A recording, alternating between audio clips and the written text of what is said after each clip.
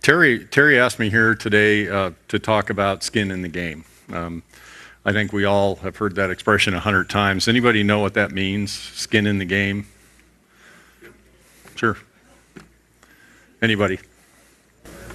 Means that you put in your fortune and your honor, everything into the game. Yeah, And yeah. you have everything to lose. Yeah, and it was actually a term coined by Warren Buffett. Skin in the game meant high-ranking investors would use their own money, not company money, to purchase stock in a company they hoped they could make it succeed. So what they did was they took personal risk in order to see that a venture that they were personally involved with would succeed instead of fail. And instead of borrowing money from others or taking something from someone else, they use money out of their own pocket. And that's where the term skin in the game came from. It's kind of an interesting term. We have a lot of people, I think, in this nation that have had skin in the game.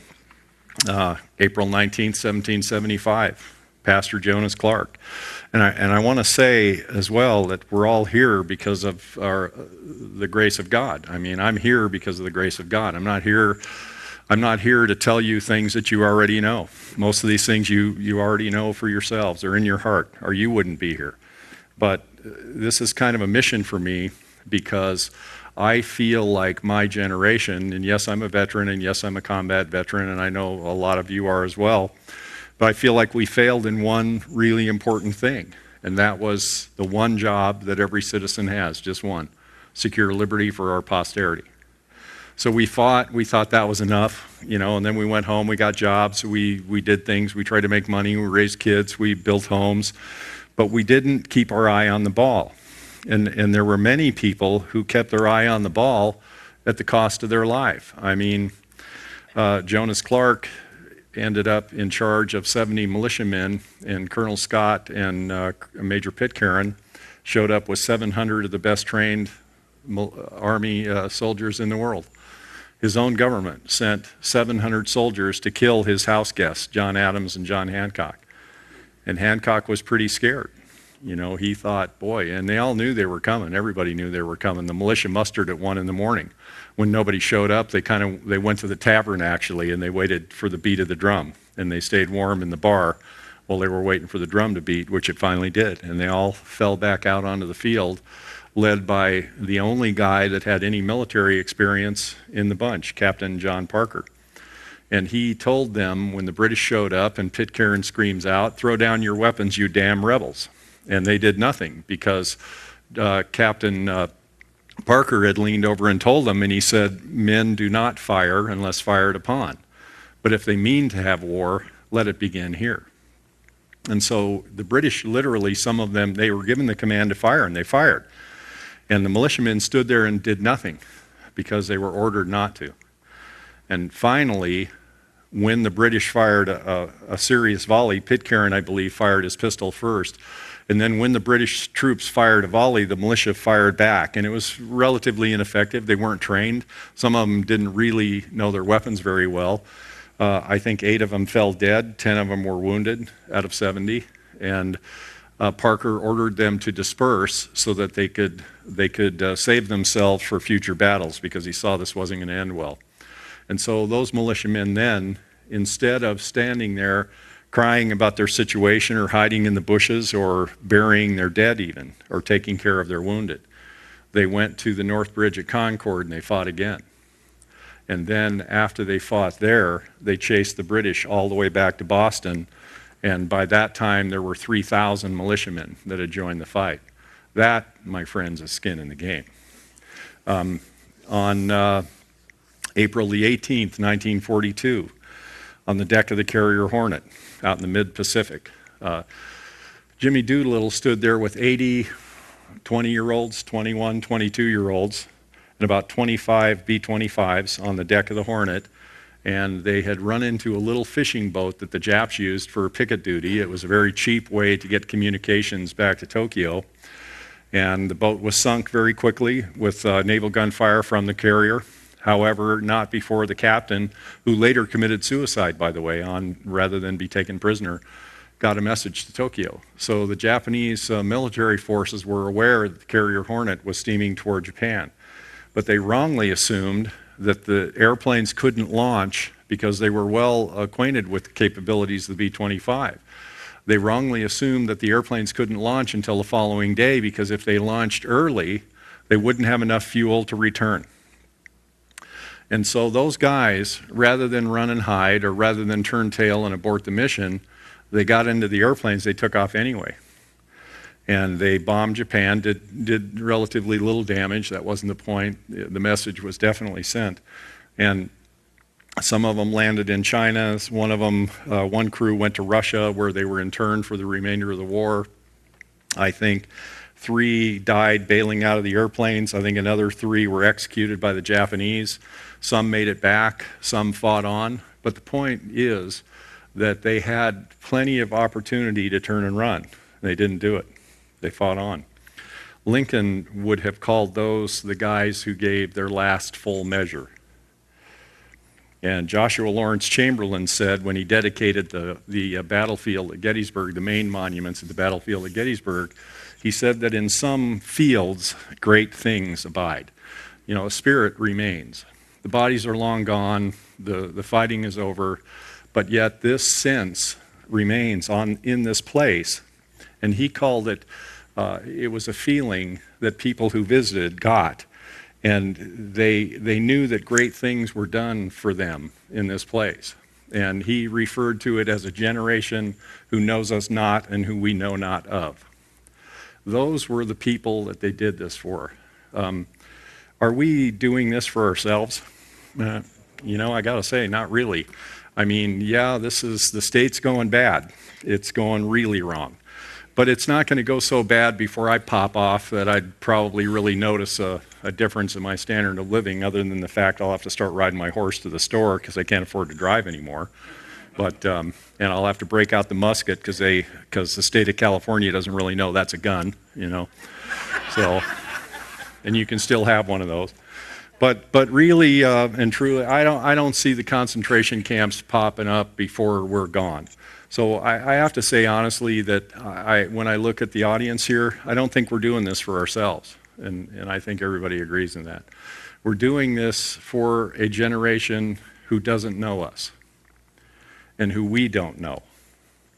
That's the point of this, because that is our job in the Declaration of Independence and in the Constitution, to secure liberty for our posterity. That is our job. That's our only job. That's the only job we can do and do well.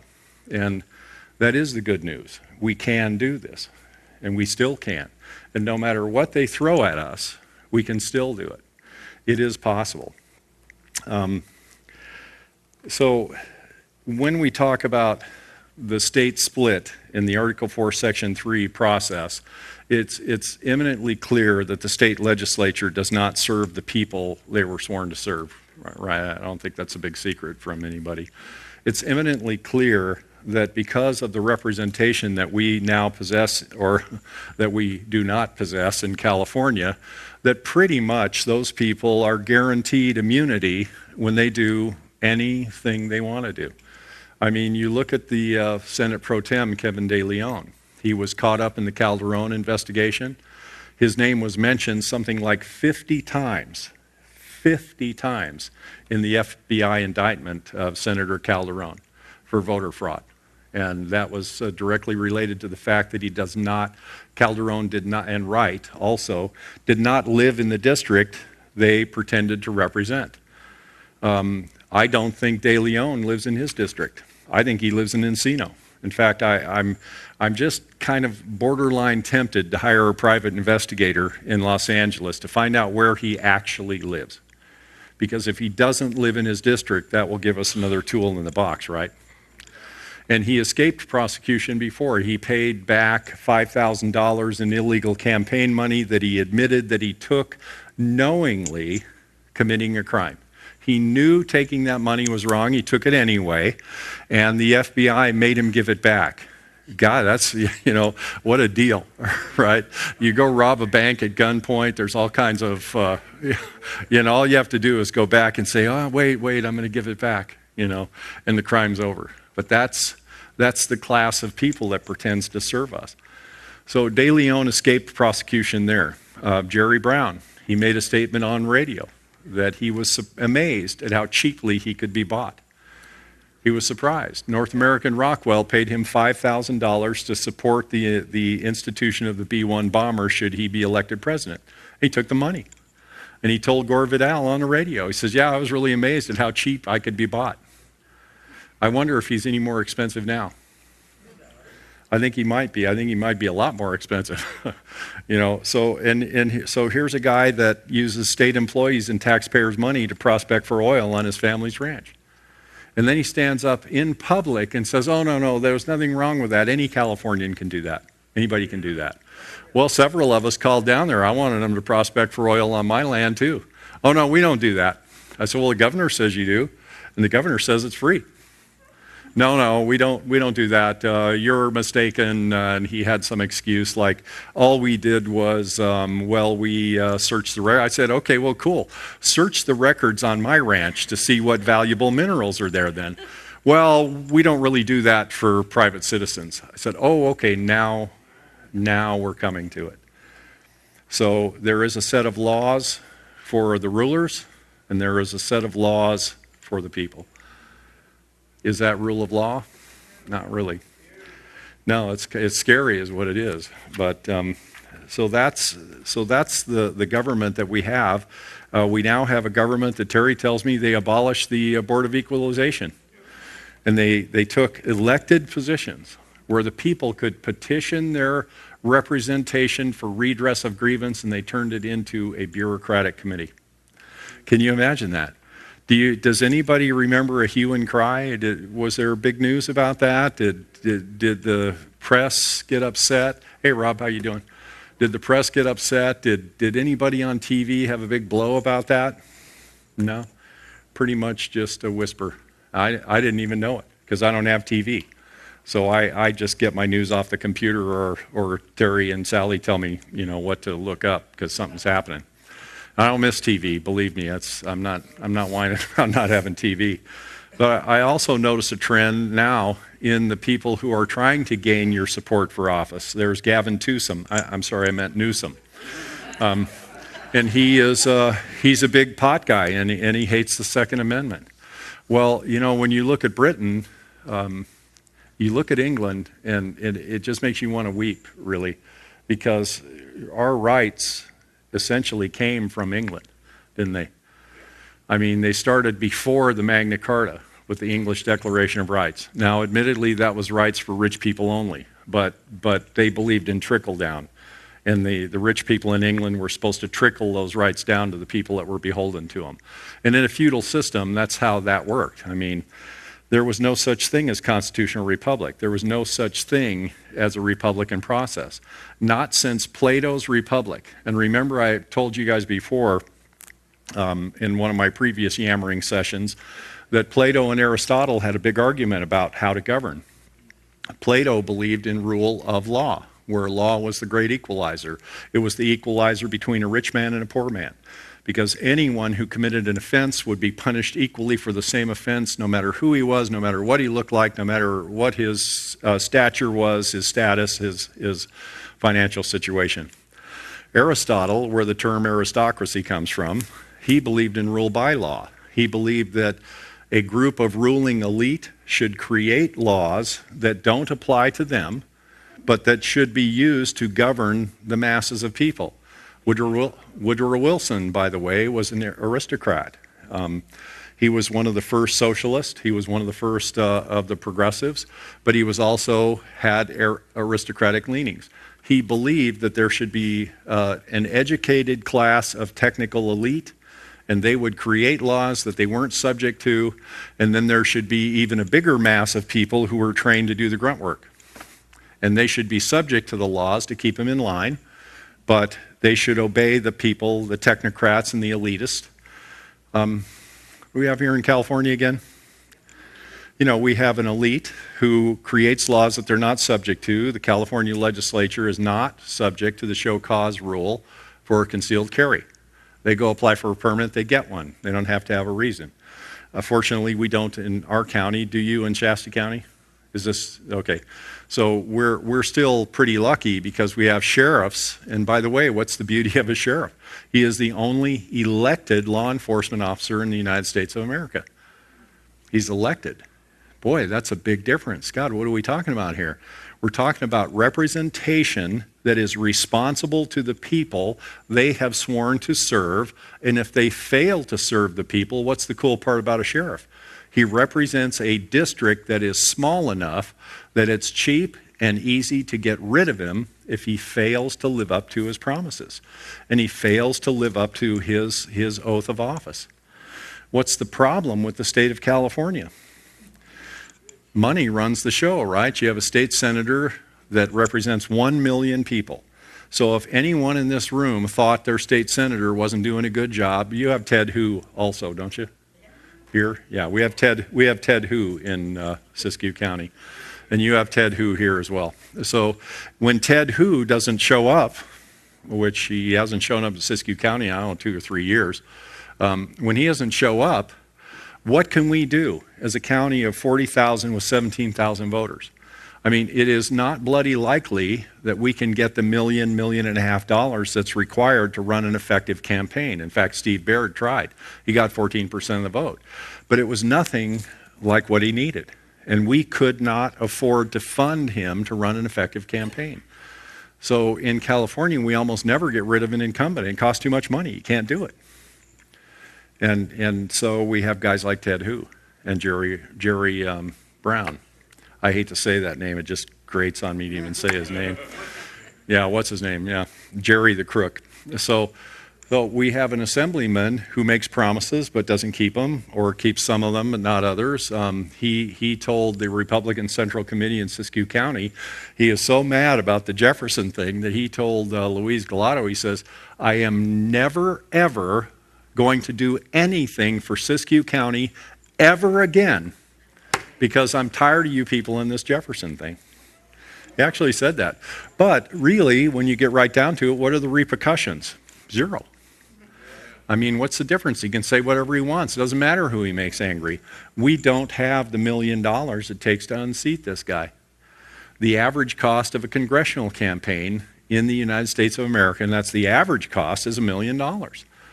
We never lose an incumbent, almost never. I mean, if they die or get sick or they really do something bad, we can get rid of them, but typically we don't get rid of them because it costs too much money for the average guy or the average group of people to mount an effective campaign, and the districts are so large that we would literally need to travel for days and days and days, and we'd need to do it 4 or 5 days a week, and we'd need to talk to tens, if not hundreds of thousands of people.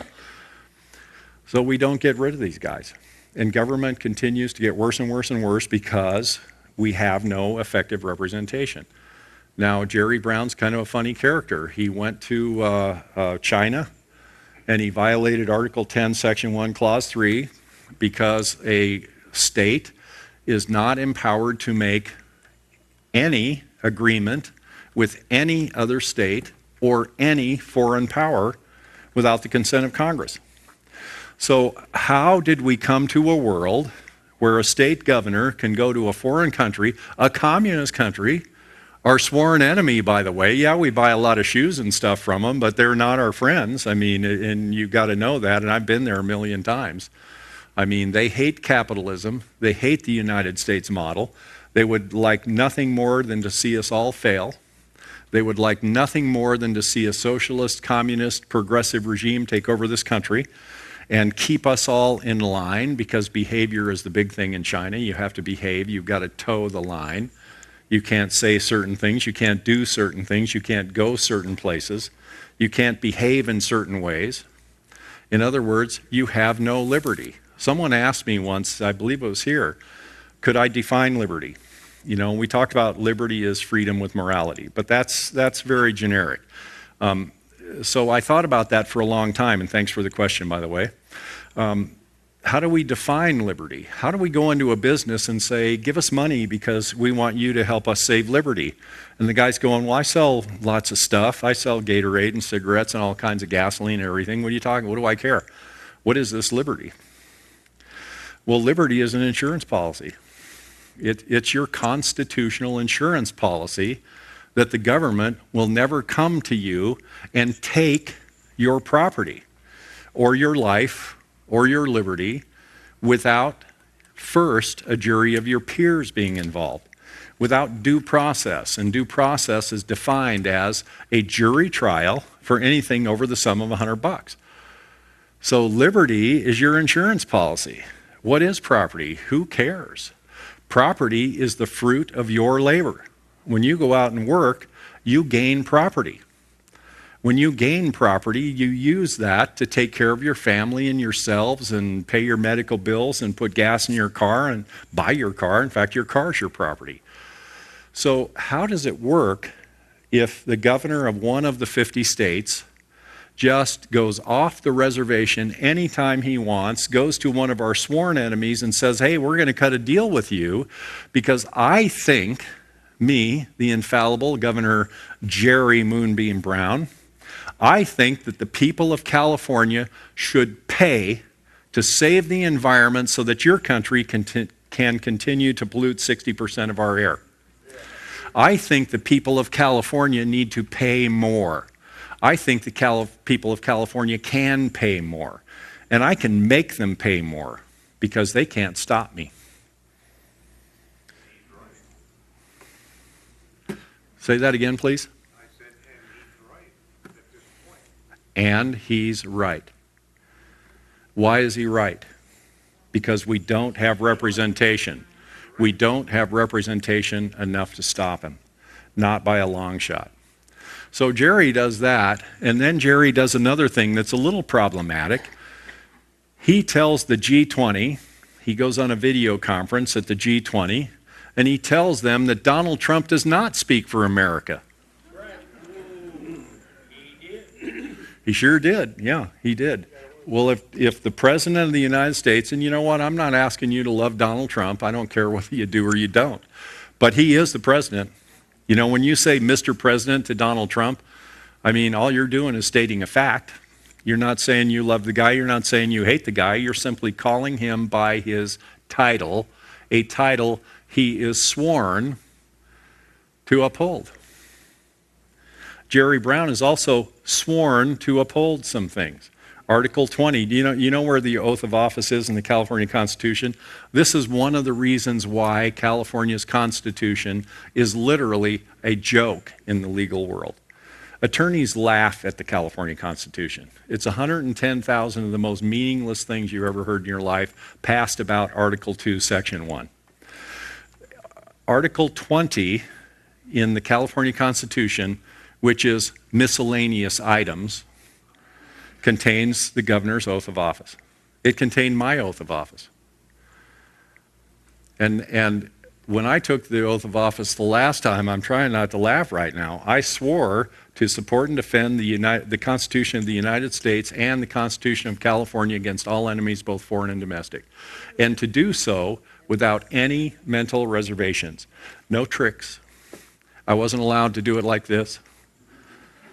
You know, I wasn't allowed to think, well, I'll say this, but I'm headed to China to cut a deal next Wednesday. You know, you aren't allowed to do that. No mental reservations, right? Well, they changed the oath now. Yeah, they changed it to, do you swear or affirm? I'm curious, what is the difference between swear and affirm? I think it's a big difference. When I swear something, it means I will fight to the death to defend my honor and my word in upholding the oath that I took to defend the Constitution for you. When I go to a crack house or someplace else, a pod garden, my promise to you is that I will die for you in the pursuit of justice in that place or wherever it happens to be. That's my promise. When I affirm something, yes, I think I want mayonnaise. But if you don't have any, mustard will do. That's what I affirm. I affirm that I won't eat any candy tomorrow. You know, but it means nothing, folks. But to swear something is not good in the state of California because it means you have principles. When government doesn't have principles here anymore. And I know I'm telling you a lot of things you already know, but it's important that we know why we're here, and it's important that we dedicate ourselves today to having skin in this game. Because hundreds of thousands of men have died having skin in the game, and not just veterans either, civilians alike. Civilians working for the military, civilians working for law enforcement, civilians just working for you, have laid down their lives and given what Lincoln called their last full measure. What more can a person do than that? But we have to ask ourselves, do we have skin in this game, really? Are we afraid to offend?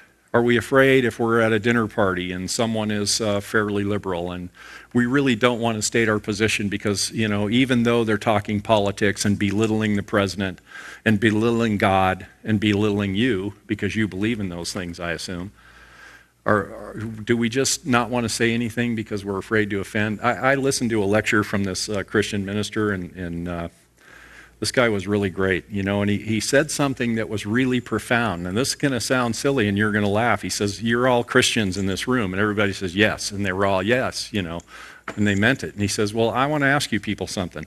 When you're in a motel room, do you use a coaster? Or do you just put your drippy glass on the nightstand?" And, you know, people laugh. They thought that was funny. And I thought about that. And then everybody started thinking about it. And I see where the guy was going. Are you a Christian? Are you only a Christian here, but maybe not here? Are you a Christian when it's easy, when it doesn't cost you anything? Or are you a Christian when it could cost you everything? Are you a patriot when it's easy and when it costs you nothing? Are you a patriot when all you have to do is show up to a meeting and then afterwards we all go have an ice cream? I know that's not the case here. And you know, I'm not, when I speak to you guys, I'm not trying to challenge you because you have skin in the game and I've seen it. But I'm hoping that somehow through Robert's film or something, this gets to other people and gives them something to think about. Because skin in the game is important.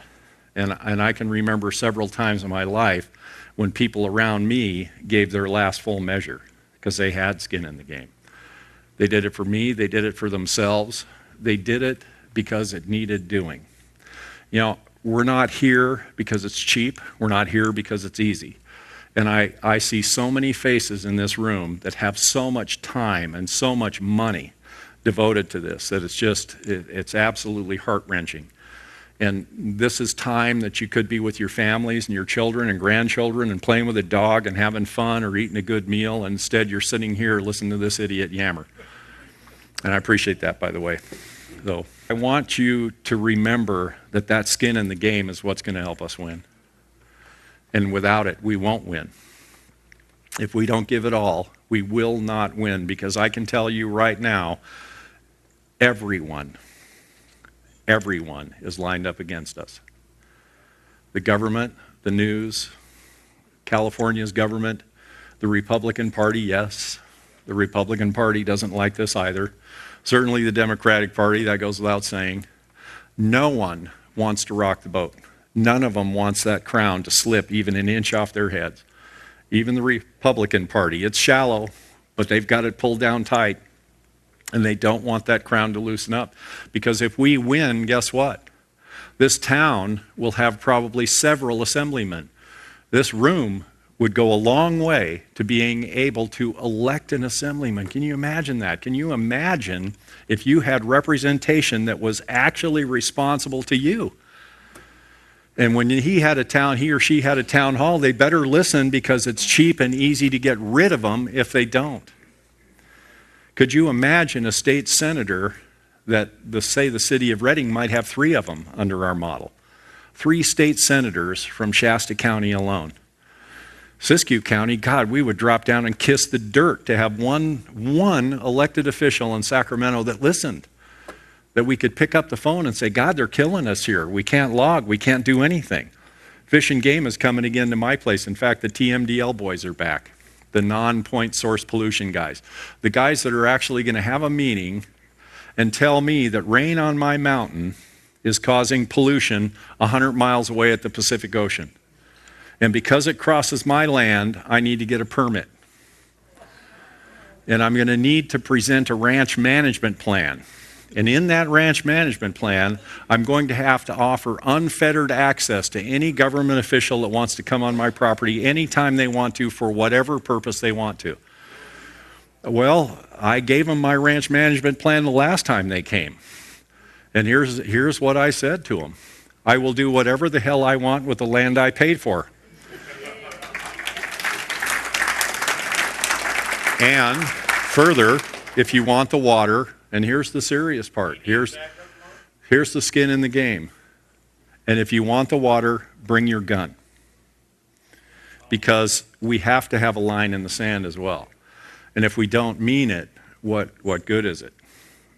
For your Second Amendment, I have two lines in the sand, my property and my Second Amendment rights. Those are my two lines. If you want those things, bring your gun, because you're going to need it. Now, I don't say that lightly, and I don't want any of you to think I'm saying it lightly. I don't want to fight. I have fought before. I know what that looks like. It's not good. All the veterans here know that as well, and probably most of you do. This would not be a pretty thing. It would not be a desirous outcome. But we have to have a line in the sand that we mean, and that's mine. And the next thing I'm going to ask you is, what's yours? Do you have one? If you don't, think about it, because we may need those lines before this is over. We're going to court. This is the boring part, everybody. This is the part where nothing happens for long stretches of time. This is the part where the summer soldier and the sunshine patriot shrinks from the service of his country. There are no big battles being fought. We're in court. It's tedious. God, it's boring. Geez, I read 3 cases today, and I got to tell you, I would rather eat lead than read another one of those. But you got to read them and you got to understand them, because if you don't, you won't understand the questions, and we have to understand the questions or we're going to lose. So in the court proceeding right now, we've sued the state. They appointed an attorney. He brought this really weak motion to dismiss, and he said two wrongs make a right, where yes, we don't have representation in California, and I'm paraphrasing. This was about 4 pages long. But since everybody's screwed equally, there's nothing the court can do about it. That's the two. I got to the end of that, and I thought, that's the laziest argument I've ever heard in my life. But it's been used before, believe me. So our attorneys are working nonstop, and they have come up with some things out of the 19th Amendment, the 26th Amendment, the 14th Amendment, several Supreme Court cases, not the least of which is Citizens United v. the House of Representatives, where it says you have a material interest to maintain the value of your vote. What is the value of your vote? Well, so it's funny, that brings up another word. It's worth less than it was before. Or should I speed that up? It's worthless. More so than it was before. Worth less, worthless. Those two words obviously have the same root. Well, in 1850, when the founders of this state declared that they were grateful to Almighty God for our freedom, that to perpetuate and secure its blessings, they established this Constitution. They laid out a government where every 6,000 people had a state senator and every 2,500 had an assemblyman. Somewhere along the line, the power got good to them. We think it's because they wanted to deny the Chinese political power. They capped the legislature at 40 senators and 80 assemblymen in 1862. And it's remained the same ever since. We now have a situation where we have 1 million people for a state senator and 500,000 for an assembly person. And that is the worst ratio in the United States, 400% worse than Texas, which is state number 49. So they have like 200,000 per senator and 100,000 per assembly person. We're at 1,500,000. So what's our argument in court? Is it that we want the state of Jefferson? It can't be. I wish it was. But it can't be, because there's no judicial way to split a state that's constitutional, legal, ethical, and moral. And here's our problem. We pledge our lives, our fortune, and our sacred honor to this cause. So if nothing else, we have to have integrity. We have to be more honorable than the other side. We have to take the high road, because we're Christians, because we're citizens, because we care, and because we believe in the document that established this government, because we believe that the people who wrote that meant what they said. That's an issue. By God, it's easier just to start, wailing on them, isn't it? But we can't do it that way. So in court, we have to prove certain things. And here's the main argument we want to prove. 40 and 80 ain't enough. That's it. It's pretty simple. If we can get them off the dime, if we can get them to admit that 40 and 80 is not enough representation for 40 million people, now we have a Sherman tank we can drive through that hole. Once they stop saying, in fact, they have never yet said in any of their filings, oh, no, we have plenty of representation in California. They're not saying that. There's another cool case, and I forget the name of it, but I just read it today and I already can't remember it. That's how enamored I am of that stuff. Excuse me. But there's another cool case that says that if a defendant fails to argue in the pleading the initial cause of the suit, he loses the right to do that in an appellate basis. So if the state does not argue, we're saying we don't have enough representation. If the state does not argue, oh yes we do, they will lose the right at some point to make that argument. I mean, God, these people are stupid. I don't want to seem, I don't want to seem overconfident here, but that would be the first argument I would make if I were them. If I was saying you don't have enough representation, the other side, I'd say, well, sure we do. And here's the proof. And here's all the good stuff we've done for you. We're the 6th largest economy. Gosh, you can't have any guns, but you can have all the, all the taxes, all the marijuana and taxes you want. You could make that argument. They're not trying yet. They won't stay stupid forever, but we need to stay a step ahead of them. So we're in the process now where the state, we have filed our case. The state has filed their motion to dismiss. That's a normal procedure. We say, you guys are wrong. They say, no, we're not because of this, dismiss, Your Honor. And they're saying the court, this is a political question which the court can't settle. And then they also have the two wrongs make a right. But our argument to that is, yeah, it is a political question, but it is a political question the court messed up to begin with. Because when we go back to Reynolds versus Sims, Baker, and Gray versus Sanders, the dissenting justices in those cases all said, this is a state political issue and the federal court has no business meddling in state election affairs. Now, had the court listened to itself, we wouldn't be having this conversation because the state could literally do anything it wants to us. But the federal government made a mess of this. So our defense to that is we're going to say to the feds, to the federal government, yes, it is a political question, and had you stayed out of it to begin with, we wouldn't be here. But because you screwed this up, we're in court, and we're going to make you unscrew it. And we have Supreme Court justices that we believe in Clarence Thomas and Neil Gorsuch and the other couple conservatives that we think will do it. So now on August 25th at 10 a.m., at the federal courthouse in Sacramento will be our first hearing. I would dearly love to pack that room. Somehow I have to get off work. I'm willing to get fired over this. I'm going to try to be in that courtroom. If there's a way to humanly do it, I'll be there. I would love to see that courtroom packed. It will send a message to Judge Mueller. It is August the 25th at 10 a.m. in the federal courthouse in Sacramento. I don't know what courtroom, but someone there will certainly know when we get there. We're hoping for courtroom number 1, which is the big giant one. And we would love to fill her up. Imagine that. And bring your gear, show up, and let's show the federal court that we will not go quietly into the night, that we are prepared to give our last full measure for the cause of liberty.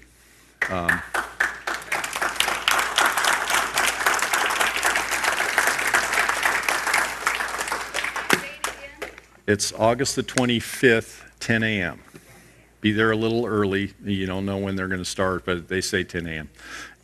I'll close with this and then let you folks get back to your meeting. Patrick Henry, when he gave the Give Me Liberty or Give Me Death speech, he went through this long thing beforehand, and he was kind of talking to the room because the people in the room from the Virginia Burgesses, they were saying, look, this thing with Boston is so far away. It's you can't hear that place from here, you can't see it from here. What are we doing? What is it you want us to do? And Patrick Henry answered those questions in a way that no one else could. First of all, he talked about a lot of the circumstances that took place leading up to the actual fighting in Boston. But then he got to the part where he said that I have not but the light of experience to guide my feet. I can't tell the future except by what's past. In other words, when we look at the pattern of the government and we see what they're doing, and William Penn also saw this, he said, he said that Parliament seems crazy. He said they're making laws that are just crazy. They don't mean anything to the people here. They're doing things that they must just be mistaken about. But then he kind of caught himself, and he said, but they keep doing those things over and over again. And in the Declaration, we get to that part where it says, when we suffer a long train of abuses. One, you can forgive. Two to 10, you can even say, well, we'll have to get rid of a few people and then this will get better. But when there's never any change, when the long train of abuses not only continues, but it grows and it gets crazier and stupider and just wilder every time you look at it, then you have to think what Patrick Henry must have thought. He said, the people in Britain have these armies that they're pointed at us. They have all these ships. What could those be for? I mean, we're Britons as well. What do they mean to do with these fleets and these armies that they keep bringing to our shores? Is this an accident? I think not. And he says, you guys in this room are saying, can we win this fight? We're weak here. We're just little Virginia in our House of Representatives here. And he said, well, will we be any stronger in a week or a month or a year? I mean, if we wait, will that make us stronger, the waiting, or will we become weaker through this long train of abuses? And then he said, look to the north and listen. If you listen carefully, you can hear the clash of arms. When we point our ears south, you can see these things coming. Gasoline taxes and gut amend bills passed at 2 minutes to midnight. I mean, the craziest things that are meant to usurp your liberty, your property, and your money. And to take that insurance policy that the Charter of Rights in the state of California gave you, and that the Bill of Rights and the Constitution of the United States guarantees those rights that God placed in your heart. Well, that Constitution is just your insurance policy. You still have the rights. But what if you have to exercise them from jail? In other words, when you're in jail, you can stand on your bunk and you can scream at the government all you want, but you're in jail, right? I mean, you have Second Amendment rights in jail, but it'd be pretty hard to get a bullet from there. You have the right to petition your government for redress of grievance, to freely assemble, to practice your religion, to speak freely. You have freedom of the press in jail. But what good does it do you? So when I think about liberty, I think it's insurance. And if we're not prepared to give that last full measure, what in the living hell good is the insurance policy? Who needs it? It is the rights that are important, not the words. And if the governor of California is willing to violate his oath of office, violate the United States Constitution, and violate 2 or 3 clauses of the California Constitution, pretty much with impunity anytime he wants, any place he wants, in any way he wants, how much regard do you think he holds your liberty in? So Patrick Henry goes on to finish, and he says, what would gentlemen have? What do you want? In other words, he looked at the room and he says, in a perfect world, what would you have? How would you have this end up? And somebody yelled, peace. And he said, peace? He said, you cry for peace, but war is here. He said, is life so sweet or peace so dear to be purchased at the price of slavery and chains? Almighty God forbid it, for I know not what course others may take. As for me, give me liberty or give me death. I don't want to fight, but I'm not afraid to. And I will fight if I have to. Do you have skin in the game? That's the question I want to leave with. Thank you, Lord, for having us all here. And thank you for helping me not to mess this up.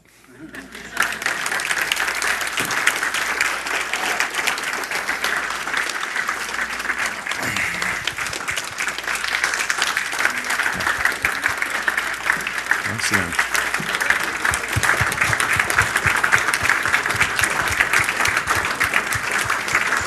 Thank you. I get embarrassed enough at home for not taking my shoes off. You guys are embarrassing me now. I'd love to answer any questions you have. Okay, and when we do this, Robert, can you turn this mic up a little bit, the yellow one? Keep going. Okay, good. Okay, and what we want to do is pass the microphone around because the guys are filming this, so they won't be able to hear your questions, so don't just call it out or wait till we come by with a mic. Sally has the mic on that side of the room. I got the mic on this side of the room. And we will start here with the first question. Did you get any response from the letter about Brown to the Attorney General? The silence was deafening. But I'm not done. I'm going to follow up with that. And if I have to, I'll go in there and follow up in person. So I want a response, and I'm not going to settle for no response. I want to know why it's okay for the governor of a state, of the 50 states, to commit a crime, and not okay for me to commit the same crime. In other words, why can't I go to China and hook up on a climate deal with them, that I subject the rest of the people of California to, and then I can line my pockets with a loot? If he can do it, why can't I do it? I don't know how much lower our representatives in Sacramento can get. I hear that they're trying to destroy our religious liberties in California right now. Well, Mr. Moeller, I would have to agree with you. They're not only trying to do it, I'd say they're 3/4 of the way to doing it. And they claim that this is not, and I recognize that there are other faiths besides Christianity. I'm fine with that. I know where my heart lies, and I do believe in the Constitution. And I admit that there is room for other thought processes, just not in my heart. But the point is, the governor of the state of California would like you to become amoral. He would like all of us to be amoral, because then he can place the state in God's position, where it has a say over everything you do, everything you say, everything you think, your morality, your choices, your children's choices, your children's morality. That's what progressive socialism is. That's what communism is. And I have seen the dead bodies all over the world where that's been a failure. I've seen them in Rwanda, I've seen them in Serbia, I've seen them in Bosnia, I've seen them in Afghanistan, Iraq twice. I've seen them for 2 different governments in Bosnia. And 250 million people died in the 20th century trying to uphold the notion that God is not the king of this world. And I don't intend to be one of them. But yeah, you're right. And that's part of the fight we're in. My question is that letter that you sent, will that be coming, as far as the representation, will that come up in the court case as well? Yeah, sure.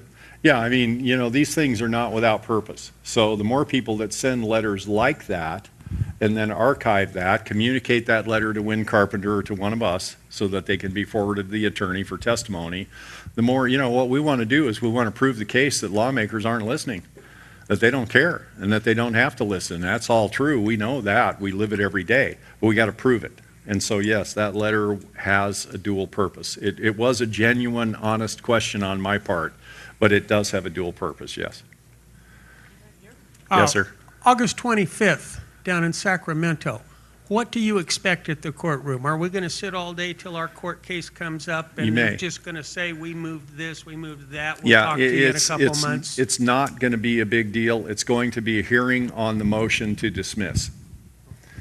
And what we hope to have also before the judge at that time is the motion demanding a 3-judge panel. So she may or may not rule on that. But one thing about the federal court, they don't owe you anything, and they don't care. They will do what they want, when they want, in their own time. So yeah, we may go down there and sit all day for nothing. It's possible. It's probably even likely. But if we don't go down there and remind Judge Mueller that we're listening and that we're paying attention, and we want her also to know, can she hear us? We are the people, and we want justice, and we won't take no for an answer. That's why we have to go, not because something good's going to happen, because it probably won't. Yes, sir. Leroy, wait for the mic, buddy. Wait, Leroy. we're gonna have to do something before they start taking our guns away from us. Well, And it's gonna be everybody. don't broadcast what you're going to do. I didn't say anything. I I'm just said- already ready. Me You know? too. Yeah. So. You know, but I mean, it's getting where it's getting bad. But look, here's you know what, I am, it's kind of hard to tell by some of my yap sessions, but I am a glass is half full kind of guy.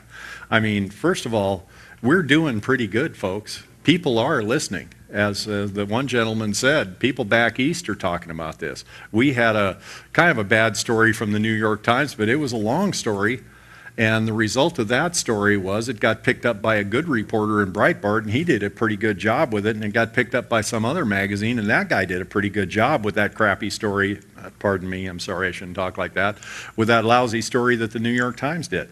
You know, I sat with that New York Times reporter for 7.5 hours. We talked about logging, we talked about CARB, we talked about SOMA taxation, representation, so many things. And you know the one quote he used?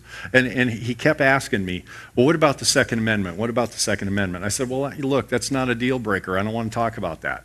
Well, finally, he'd asked me so many times, I said, look, it's no secret in California that you can't buy any gun you want. I was being facetious. What's the one quote he used? Mark Baird's mad because you can't buy any gun you want in California.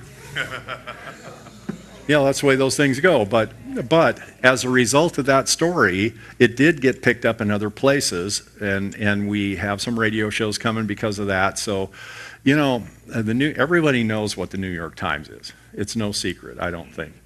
And it wasn't bad in the end. But yeah, we may. But I guess the point I was getting to was the NRA filed suit in federal court to stop the 30-round magazine ban, and their argument was it would potentially turn millions of Californians immediately into crooks. And the Ninth Circuit upheld that. The 30-round magazine ban is dead. That's pretty good. That's a win. So look, the door is opening, guys. What we need to do is we need to force it open the rest of the way and then drive a tank through it. We're doing okay. We just got to do better, always better. We have to keep trying. We cannot let up. We've got to keep going. We can win this. We are winning it, but we just have to keep that pressure on, turn up the heat, and wait for the enemy to make the big mistake, and they will. So. Did I hear you correctly? I don't know. On the 25th, could that federal judge completely dismiss this case, and would Yes. that be the end of it? Yes. Well, no, that's not going to be the end of it. Yes, the federal judge could dismiss the case. She has the power to say case dismissed. We can't imagine she could do that because there's a lot of Supreme Court language directed at federal courts regarding representation cases. For a judge to dismiss a case that has several governmental entities as plaintiffs, several individuals, county sheriffs, county supervisors, would be a pretty tough go for her afterwards. And you know what? We'll appeal. We'd have to appeal to the Ninth Circuit. But we don't want to do that because we're poor. And quite frankly, the Ninth Circus is money. You have a question? Mueller. Now, we do have, though, in Title 28, we have a clause that says once the judge finds the case has merit, our appeal automatically goes to the United States Supreme Court. And they have to take the case because every case deserves an appeal and their primary jurisdiction for our appeal.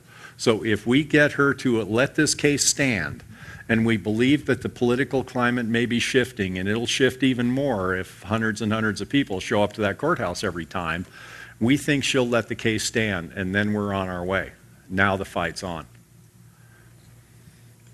Wow. Any other questions? Yes, June. June, can you wait for the mic?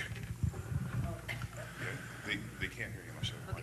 Sorry. How many people will that building hold of us? How many of us can fit there? It'll hold us, if you invite one of us, you invited us all. It better hold as many people to show up. Okay. There is a big courtroom that could hold hundreds of people. I hope we have that one. We don't know yet. So if not, then we'll stand in the hall, but she'll know we're there. Yes, sir. Mark, I've been down that federal court before, and they don't usually hold court on Fridays, do they? Yeah, I don't know, June 20, or August 25th at 10 a.m. is what I was told. That's what Steve Baird said on the call, isn't it? August 25th. August 25th, yeah. That's what I thought he said. That's what I thought he said, yeah. Yeah, it is a Friday. I don't know if they have Black Fridays or not, but you know what? I'll try to confirm that, and we'll definitely get the information out in time. So I thought it was the 23rd or something, but I was told last night it was the 25th. So I'll check with the lawyers, and we'll get that information out and make sure it's correct. I have a question. The Colusa County is in the lawsuit, right? Yes. No, Colusa County is not in the lawsuit. Okay, who The is it? city of Colusa is in the lawsuit. And the city of Williams. But what we're trying to do is get one of the supervisors in Colusa County to agree to testify that one of the reasons they did not want to participate in the lawsuit is they were afraid of retribution regarding Sykes Reservoir on the part of California. That would be huge. Because that's extortion.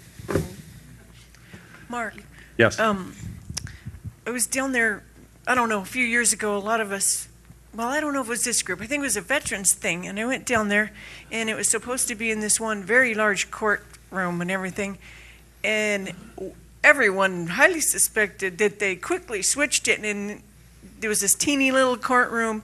Most of the people didn't fit in at all, and because there were lines of people commenting, things like that, and they highly suspected that it was switched from a regular sized courtroom to this itty bitty little Well, they room. wouldn't do that, would they? I'm just saying, That wouldn't be nice. be ready for that. Yeah, yeah. I mean, you know, we're ready for all of us. They hate the ground we walk on. Nothing surprises me. But you know what we need to do is we need to make lemonade out of lemons. If they make us stand out in the hallway, we'll be just a big enough nuisance that they'll know that was a big mistake and maybe they won't do it again. I mean, you know, we can't reward bad behavior with good behavior. So, any other questions? Mark, I was just wondering, why didn't Colusa County do the signatures? Oh, Or did they? Oh, they have a declaration. Oh, they do. Oh, yeah. They have a declaration that has more than 51% of the people in Colusa County, I believe. I mean, those guys were awesome, like Shasta County. They went out and got them. But their board of supervisors would never sign off on it like Shasta's because they were scared, you know. And the guy told me that. He told me in a closed meeting, I can't, and I may even be able to testify to that. We're looking at the hearsay because if I testify to something that I know, that's allowed by federal rules of procedure. If I testify to something that you told me, that's hearsay. However, there are certain circumstances that would allow me to testify to something that I heard. So we're exploring that, and there also were witnesses to what I heard. And one of those guys said, hey, I'm with you, I'm for you, man. In fact, give me some of those signature sheets, I'll go out and get signatures. But I can't support this at the board because we're afraid California would take Sykes Reservoir away. And he said, what do you think about that? And I said, well, I'm not going to tell you what I think, I'll tell you what Sam Adams thought. If you value your money more than your liberty, crouch down and lick the hand that feeds you.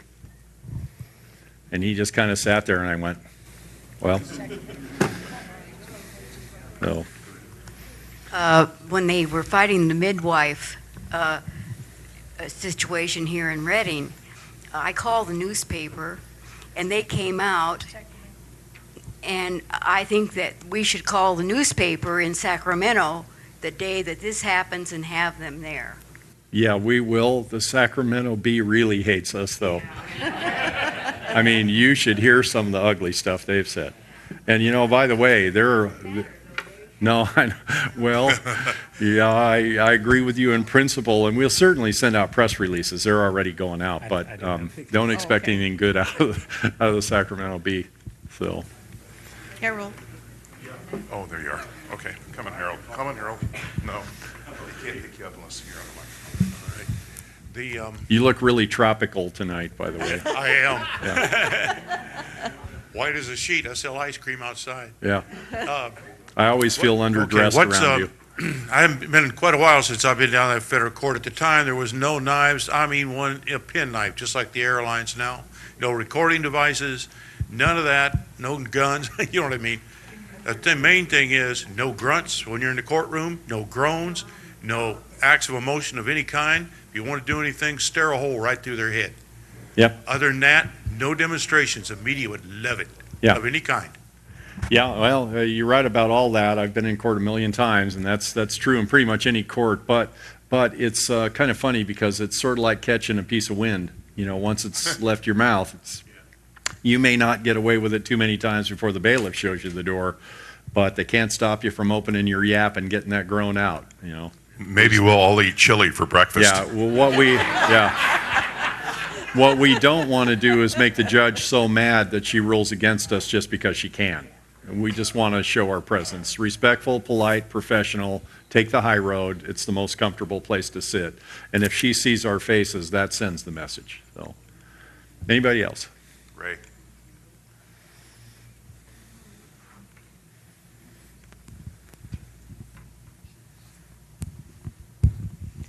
I'd like to talk about Jerry Brown a second. In California, we have the highest gas tax in all of the world, just about. I was in Cleveland a couple weeks ago. You know Yeah. how much gas is there? $1.65. Yeah, that's right. Yeah. And I like to know how can he get away with that, and what can we do about it? Well, he can get away with it because nobody can stop him. What we can do about it is win. And we can be very vocal in our protests, but we got to win. I mean, that's all we can do about it. If we had state senate and assembly districts in much smaller ratios where the government was actually afraid of the people who elected them, right? Because remember, Thomas Jefferson said, government afraid of its people is democracy, people afraid of their government is tyranny. So we need to put that shoe back on the other foot. It's got to go back on the correct foot. We can do this, folks. The people have all the power in this state. The people have all the power. Article 2, Section 1, all just political power is derived from the people. It is their right to alter or reform government any time the public good demands.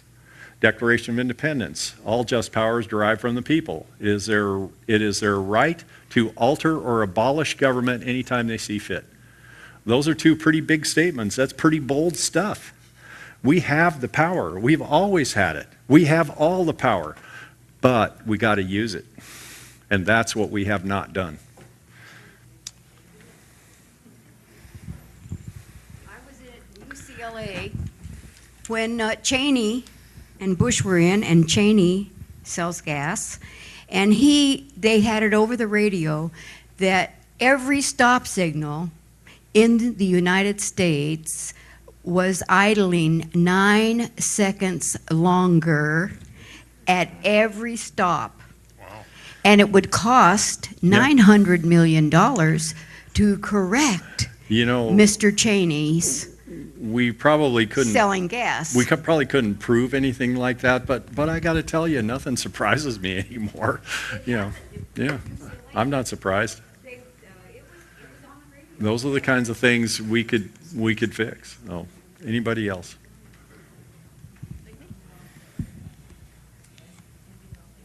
Do we serve a mighty God?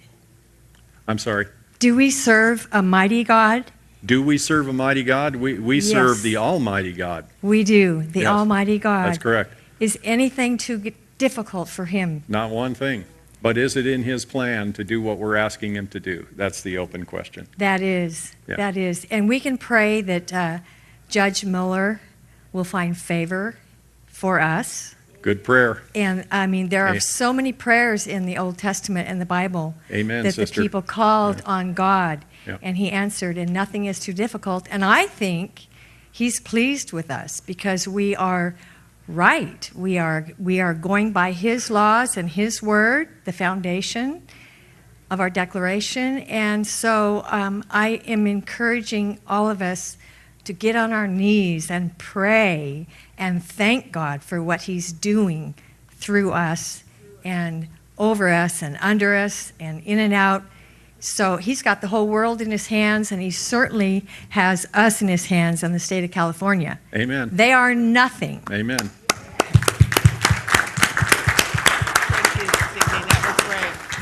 Anybody else? Thank you, everybody. I appreciate you allowing me to waste some more of your time today. All right.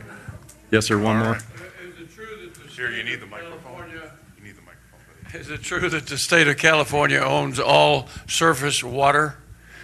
Well, you just wanted to save that to get me angry right at the end, didn't you? I am kind of a water rights nut, and the state of California would like to own all surface water. The state of in California, and actually this is the odd part about it.